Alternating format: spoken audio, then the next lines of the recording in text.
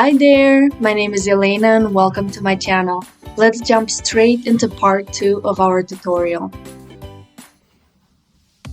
So first things first, we have to copy our front and back bodice so we can model whatever we want later. I am literally using parchment paper from the dollar store for this. It works perfect. Any paper that is transparent enough and not too rigid will do the job.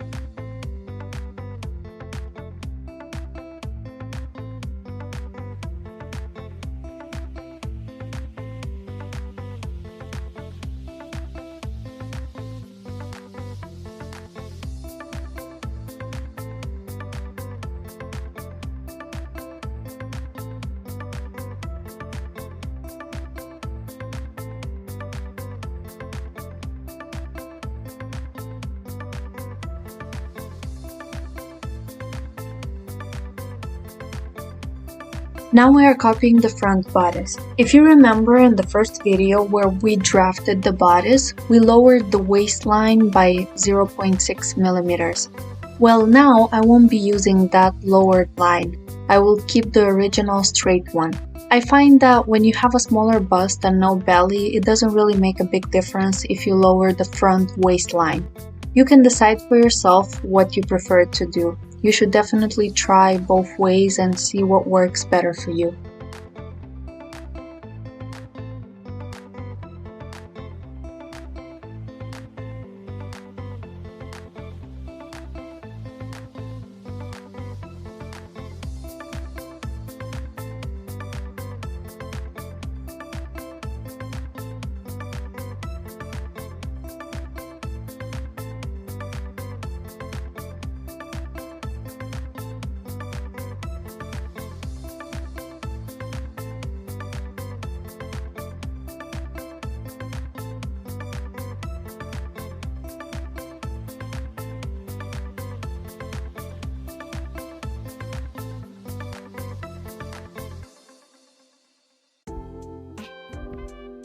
Now we are going to transfer the upper dart to the side of our bust. For this, we mark 6 centimeters on our side seam, starting from our armpit. This is where our side dart will be placed. You can choose literally any point on our side seam. 6 centimeters is my preference for this specific dress I'll be sewing. We connect this 6 centimeter mark to the tip of the upper dart, and we cut it till the very tip.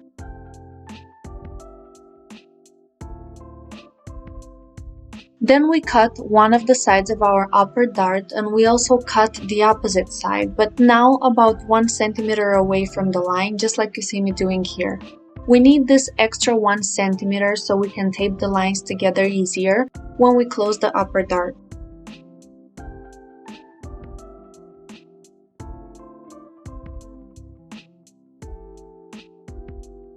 When we close the upper dart, automatically our side dart opens up, and there you go, our side dart is ready.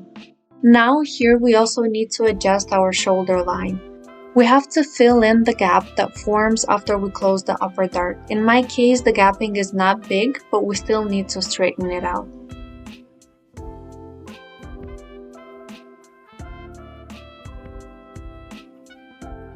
Here we measure again the length of our shoulder line to see if we don't have to add or take away a little. In my case, it's fine, so I go ahead and cut the excess paper.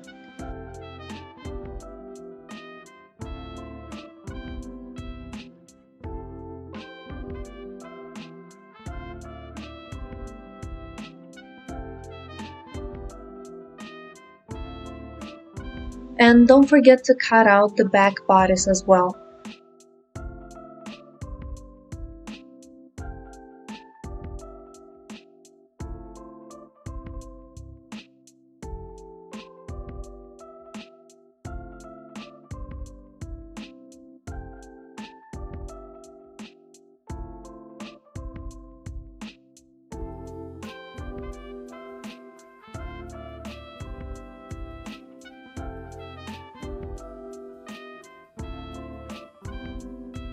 When we're done, we have to check if the shoulders match in length. I made a test model of the bodice to check the fit and to see if there's any changes that need to be done. I saw that It is a bit too large around the waist, and as you can see, it is a bit tight in the overbust area close to where the armpits begin. I could feel it especially when I tried to raise or move my arms, so we need to make some little adjustments to our pattern. In order to fix the tightness in the overbust/armpit area, we will add 0.5 millimeters to the side seams. For this, we have to close again the side dart so we have a smooth line, as we will be adding 0.5 millimeters to the upper part, so under the armpit. And then we trace it down and connect it to the already existing end point of the side seam. So this way we don't make our waist bigger than it already is. In order to fix the waist problem, I will just be making the front dart, the one that is under the bust, 0.5 millimeters bigger. So in the end, this will take away 1 centimeter from the waist.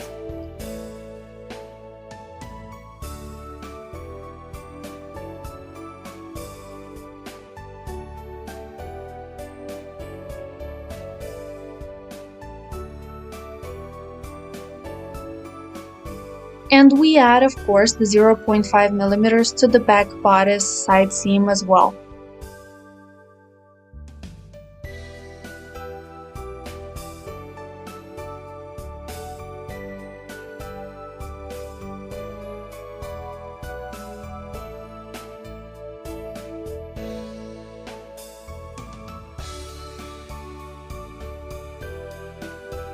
I made the new test bodice with the changes, and I am happy with the fit.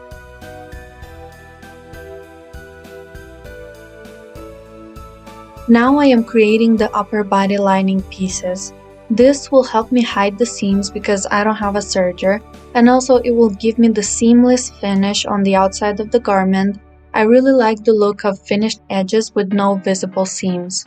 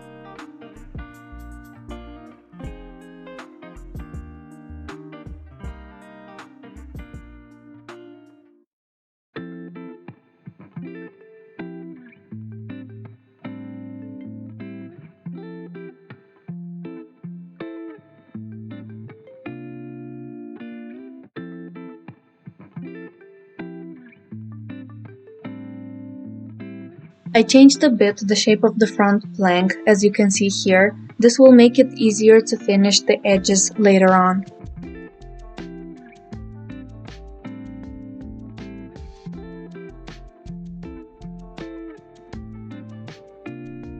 Now we will focus on the lower part. So let's say that I continue these lines down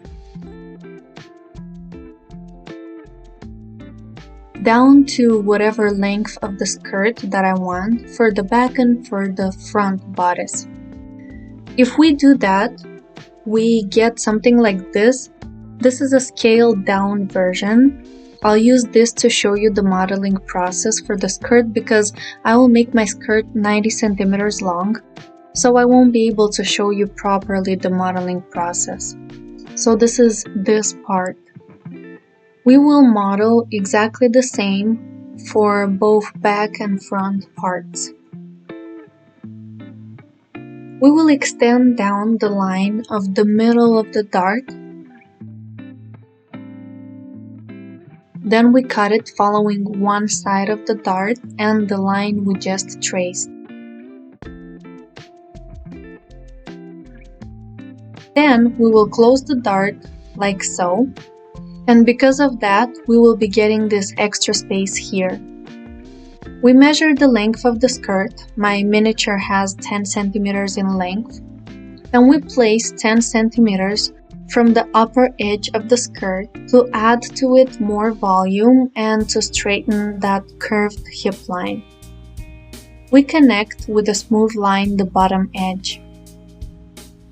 Tape all the pieces in place and cut out the new pattern for our lower part of the dress. Remember to repeat exactly the same thing for the front side of our skirt.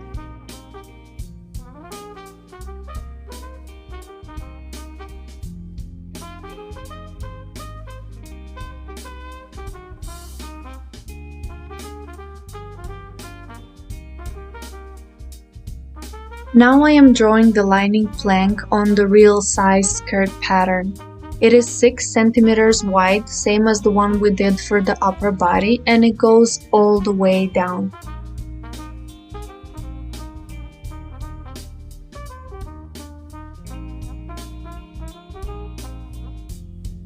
I thought I would add a little V shape to the neck opening, so I did it 17 centimeters in depth, and that's where my buttons will start, and 1.5 centimeters wide, so per total it will have a 3 centimeter opening.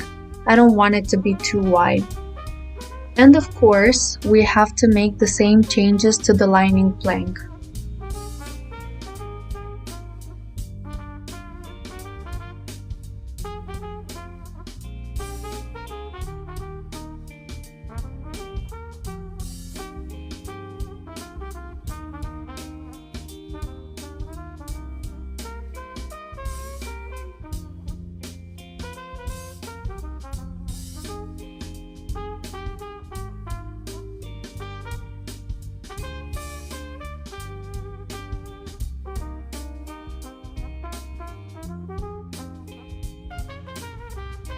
Now I am transferring the patterns onto my fabric. We are placing the middle of the back bodice onto the fold, just like you see me doing here. Mark all of your darts and the tips of the darts as well, that's very important. After tracing everything, I will add 1 centimeter seam allowance to all of my edges.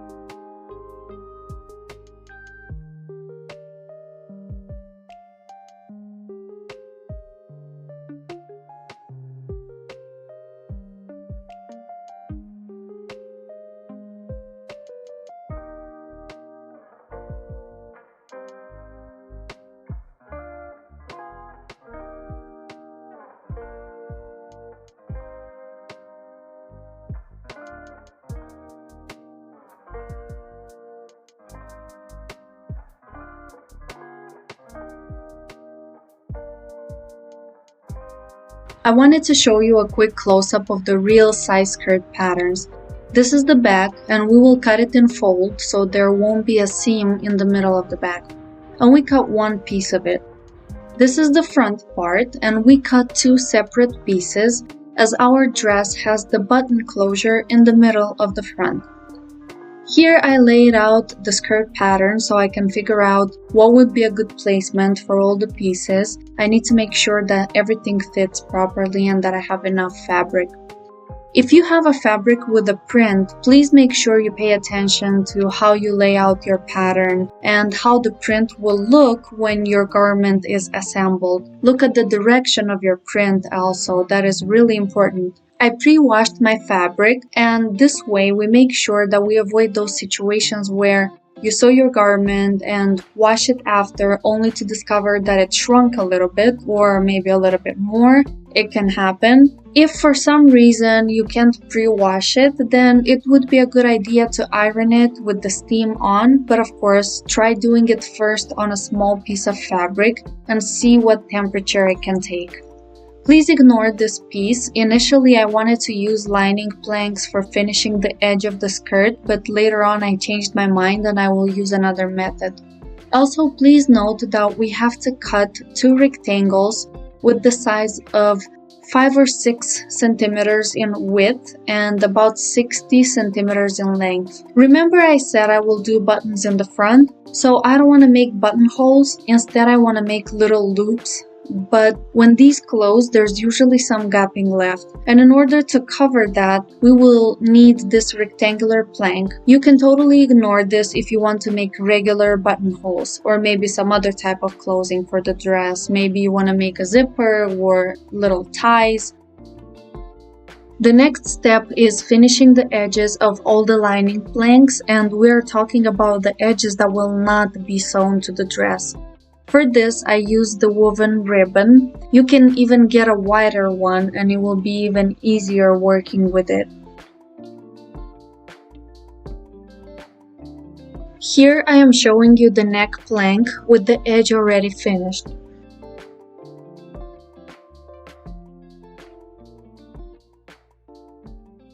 We connect the upper front plank to the lower one, so meaning the one from the skirt. They will make one piece.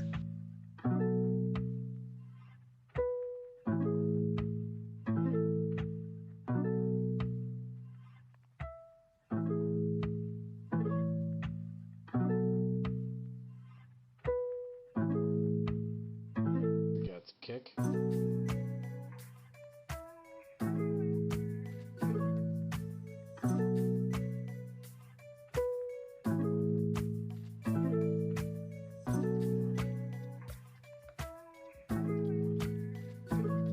I cut these little corners to avoid bulking when I will fold over the ribbon. We add the ribbon on the right side of the fabric, matching the edges, and we stitch about 2 millimeters away from the edge.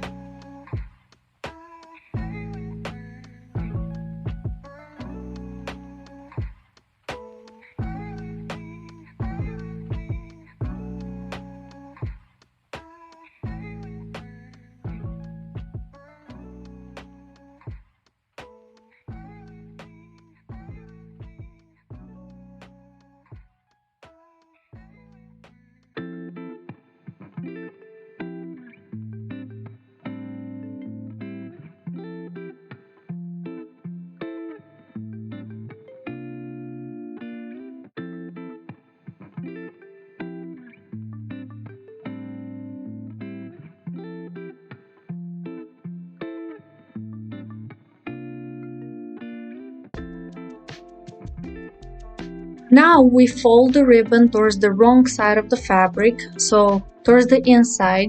We press it with the iron so it stays in place, and then we stitch again, but now about 1 millimeter away from the unstitched edge of the ribbon. This way we hide inside the raw edge of our fabric.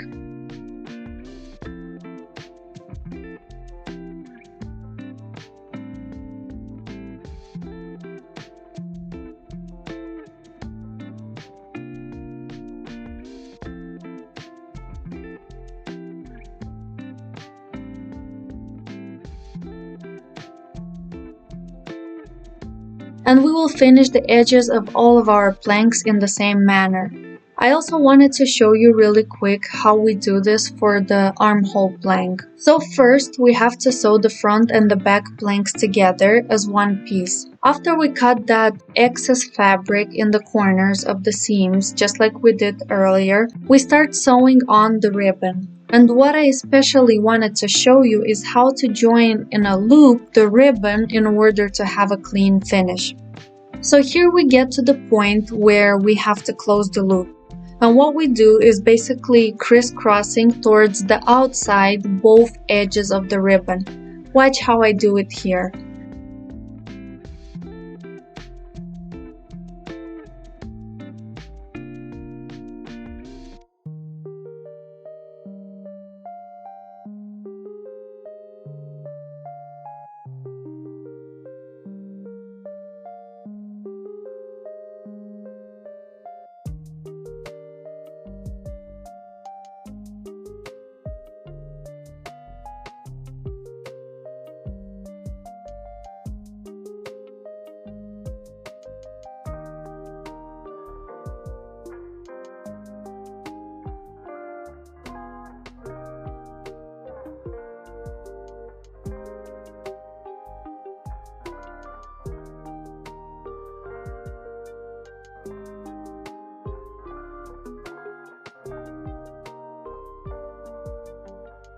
And now when we fold it over, we have a clean finish and no bulking.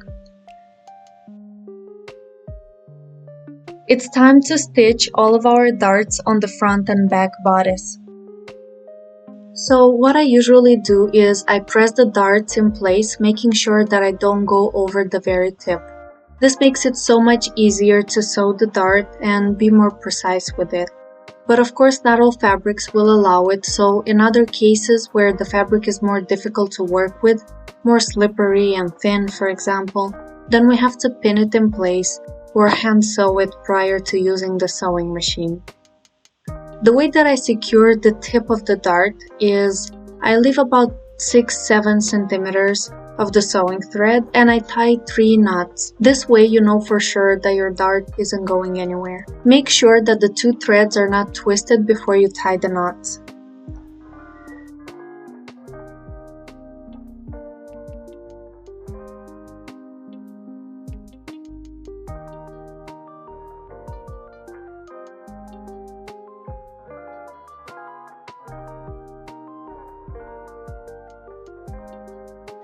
After sewing all of the darts, I go and press them with my iron. All of the darts on the back bodice need to be pressed towards the center. The one in the middle can go either way. The underbust darts should also be turned towards the center. And why we do that is because if you have them pressed towards the inside, then visually they make your waist appear slimmer.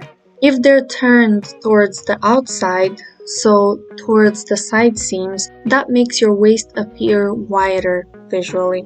Same with the side dart. If you place it too low and then iron it facing down, then it can visually make your breast seem like it's situated lower than it actually is. And if you do the opposite, then your breast will appear to be more lifted. Now I will stitch together the side seams of the upper body and the shoulder lines.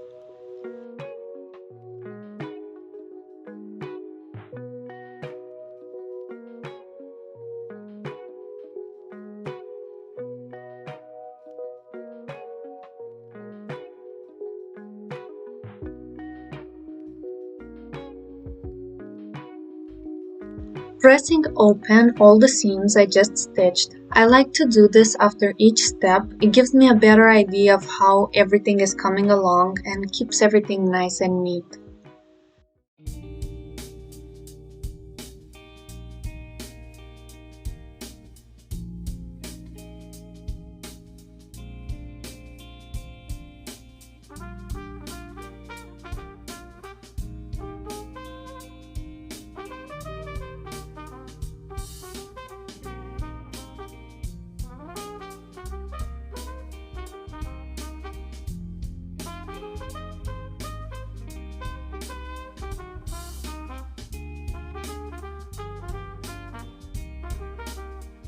Next step is joining the side seams of the skirt.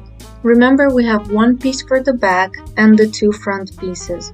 After stitching, of course, I will press them open. Now that we did that, it's time to connect the skirt with the upper body. I start by matching the side seams and then all the rest. I had some extra fabric in the back of the skirt, so I decided to create two pleats right under the back darts.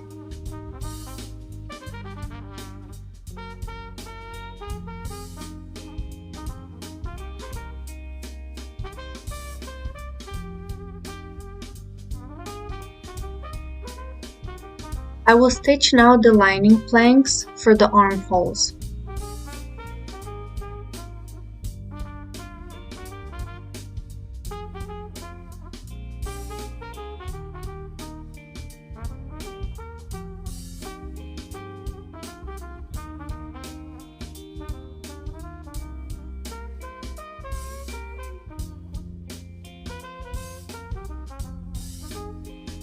Here I want to show you how I finish the edges without using a serger. I first trim away the excess fabric and I leave behind about 5-6 millimeters.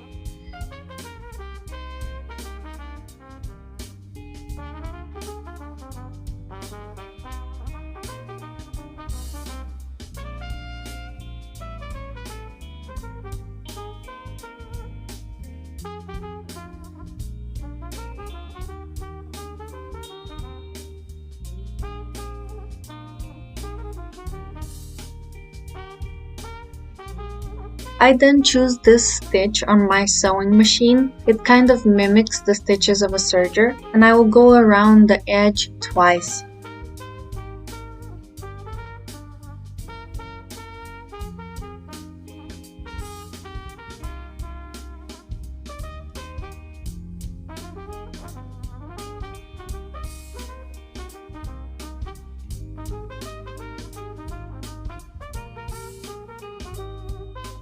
I joined the front lining planks with the piece that goes around the neck for the back. Then I will add a strip of interfacing to the side where the loops will be, just to add more durability to that area.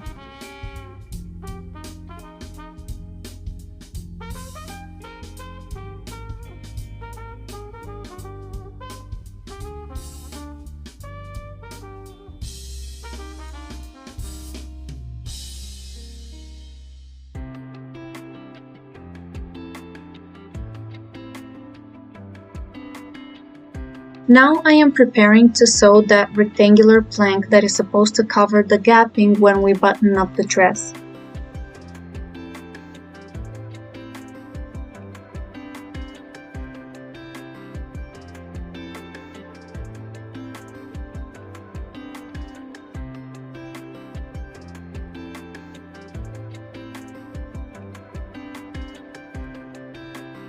Trimming this excess fabric will give us crisper corners.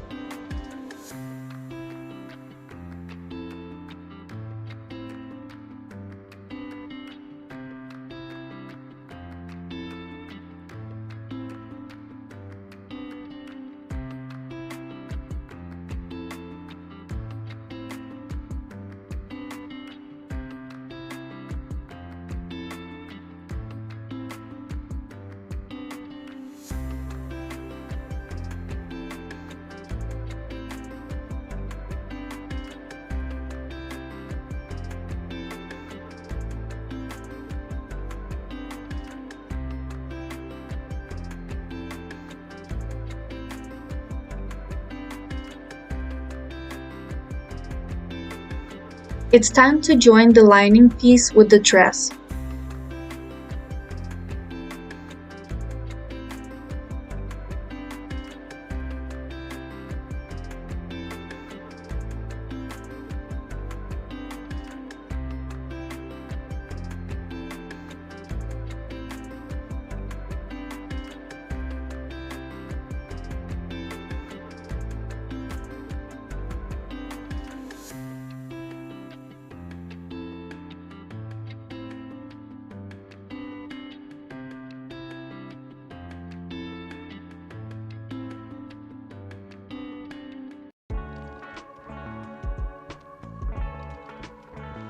While doing this, I realized that it will be better if we sew on first that rectangular plank, so I did that.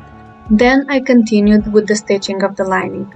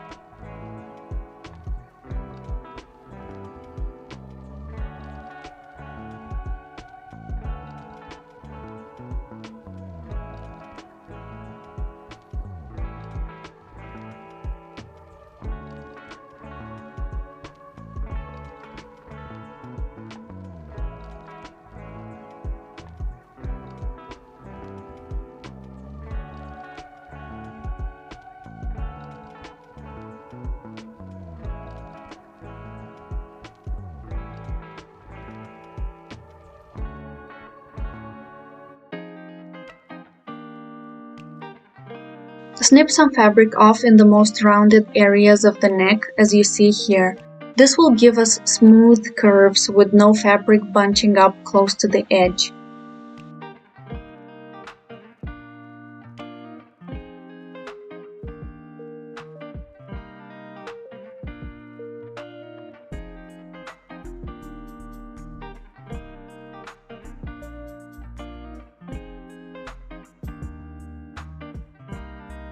Please excuse the lighting of this clip. To finish the edge of the skirt, I will fold it once, press and then sew, and then fold it again, press and sew. And we are done!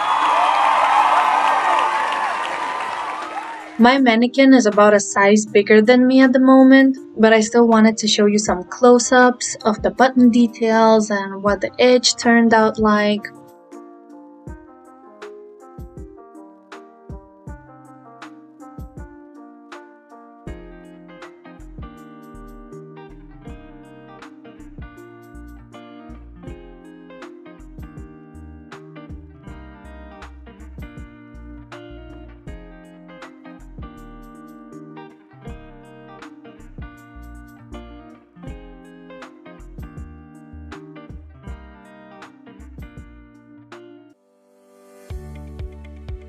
So I crocheted the long stripe and I used it to form the loops for the buttons. It was an experiment and I wasn't sure if it's gonna work, but I ended up loving it. It's something different and interesting. I don't know, I think it goes nice with this dress. The edge of the skirt looks nice and clean, just as we like it. Please let me know in the comments if you liked this video, and if you have any questions, I'd be more than happy to answer them all. Thank you so much for watching, and I'll see you in my next video.